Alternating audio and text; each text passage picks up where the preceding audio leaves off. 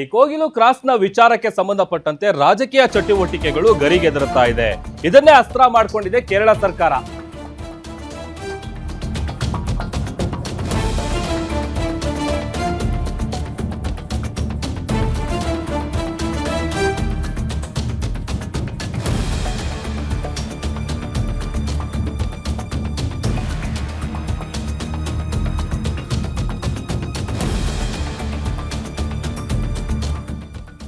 ಮುಸ್ಲಿಮರ ಓಲೈಕೆಗೆ ಮುಂದಾಯ್ತಾ ಕೇರಳ ಸರ್ಕಾರ.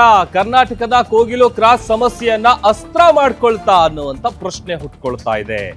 ಮಾನವೀಯತೆಯ ಕಾರ್ಡ್ ಅನ್ನ ಪ್ಲೇ ಮಾಡ್ತಾ ಇದೆ ಕೇರಳ ಸರ್ಕಾರ.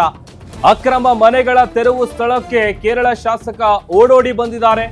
ಕೋಗಿಲು ಲೇಔಟ್ಗೆ ಕೇರಳ ಶಾಸಕ ಜಲೀಲ್ ಭೇಟಿ ಕೊಟ್ಟಿದ್ದಾರೆ.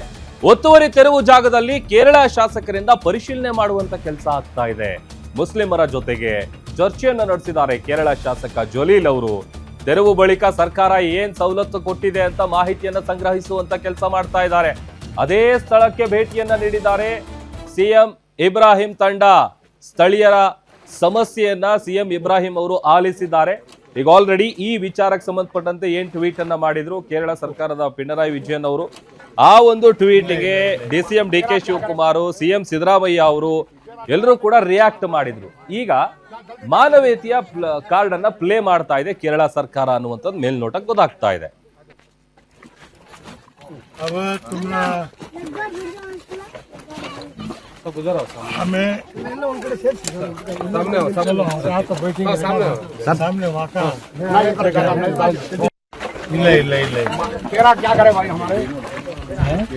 तेरा ले जा दो साल जा जल्दी जा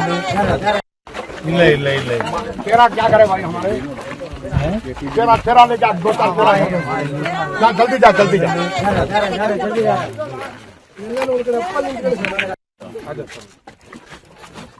अब तुम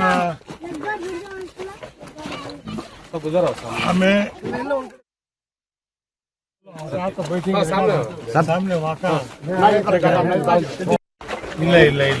तेरा क्या करे भाई हमारे तेरा ले जा दो साल जा जल्दी जा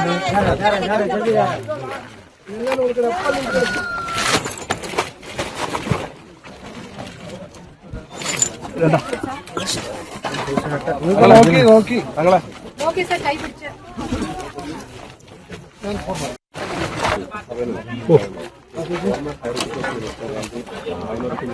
हाँ